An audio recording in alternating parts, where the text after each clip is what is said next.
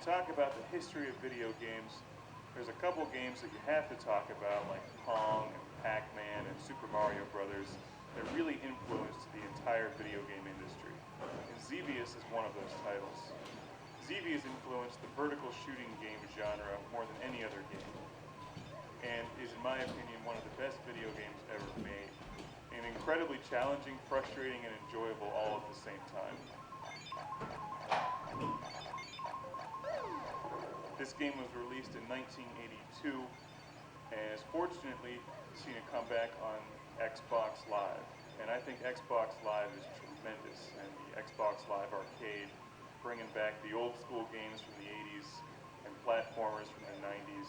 And I can't say enough good things about Xbox Live.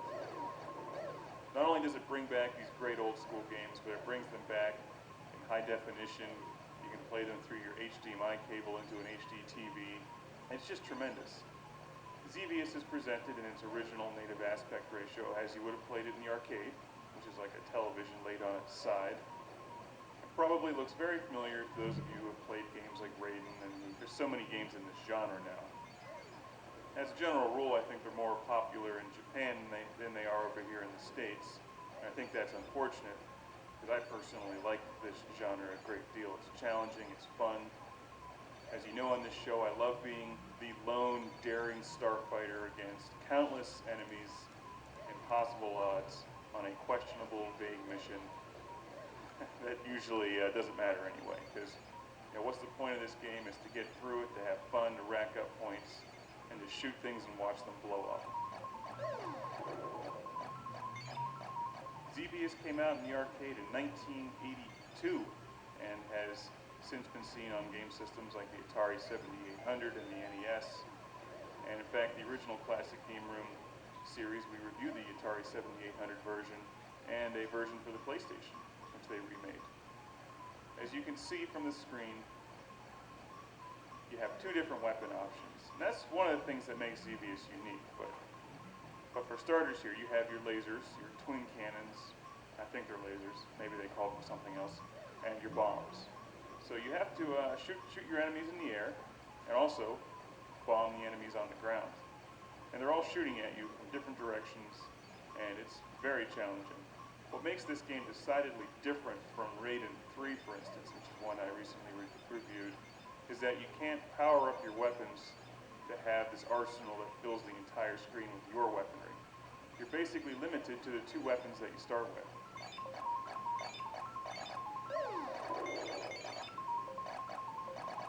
So instead of getting that massive, huge shotgun burst of red bullets that most vertical games have, or a special weapon that you can blow up and then eliminate all enemy fire when it's about to kill you, you really have to rely on some serious skill in dodging the enemy fire.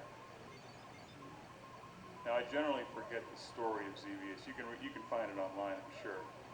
But you do encounter a couple bosses as you continue on in the game. And wave after wave of enemy. The variety of enemies changes on you. And my favorite part of this game, something I've loved since I was a kid and played this on my Atari 7800, is those spinning metal plates that come at you. And at the time, those were just amazing. That kind of graphics in a video game was just unbelievable. Xevious was way ahead of its time. And you can see why it influenced this genre so much. And just these simple things like the little tank boats in the water. You can't just bomb them. You have to actually lead them with your bomb and hope that they run into it. So it requires a lot of skill to hit all the enemies in this and rack up serious points. And with Xbox Live, of course, they give you the added incentive of going for gamer points, which are addictive and a lot of fun to collect for no apparent reason. But the other great thing about Xbox Live, of course, is you can see how your score ranks up against everybody else and friends of yours. What's really incredible about Xevious is that this game came out in '82, and it really doesn't look any different than newer games today. Maybe it's slightly different, but I mean, there's only so much you can really do with a two-dimensional vertical scrolling game before it starts getting ridiculous. And I'm not a big fan of adding in all those three-dimensional polygons and crap floating all over the screen. I think keeping it simple like this is the way to go. And that's why I like Xevious so much in games like Raiden 3. Now, I'm generally not a huge fan of using the Xbox 360 controller on this game. It's definitely challenging. I prefer the arcade-style joystick and buttons, but you know, what are you going to do when you just don't have a stand-up Xevious arcade machine in your basement? Xbox Live is about the best thing you can have.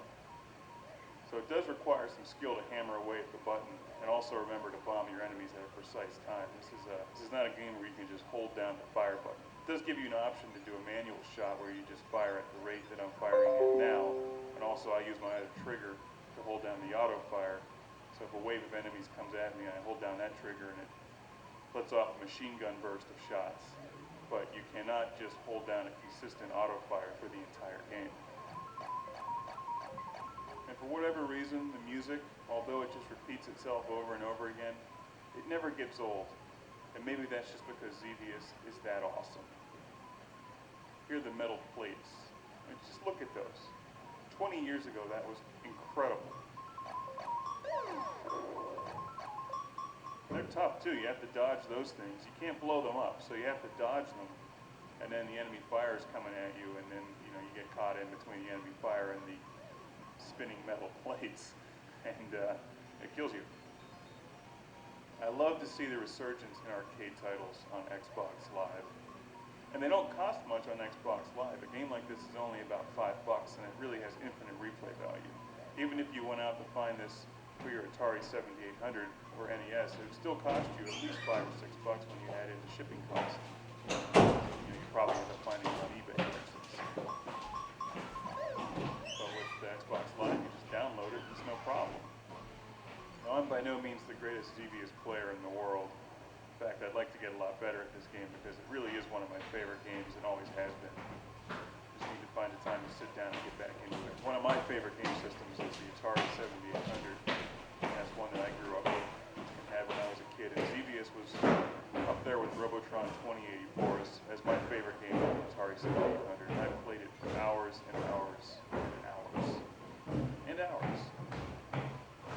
And I'm glad to see that there's still a lot of interest in Xevious today. If you like this genre, you've never played Xevious before, you owe it to yourself to pick this game up on Xbox Live or the 7800 or the NES, and you've got to play Xevious.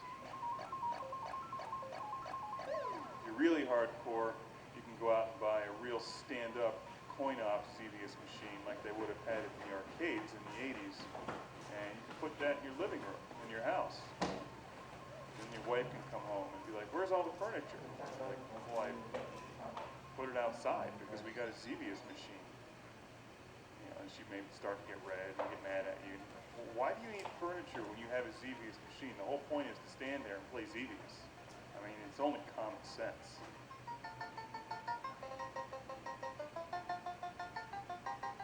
It's like replacing your dining room table with the cocktail version of Ms. Pac-Man.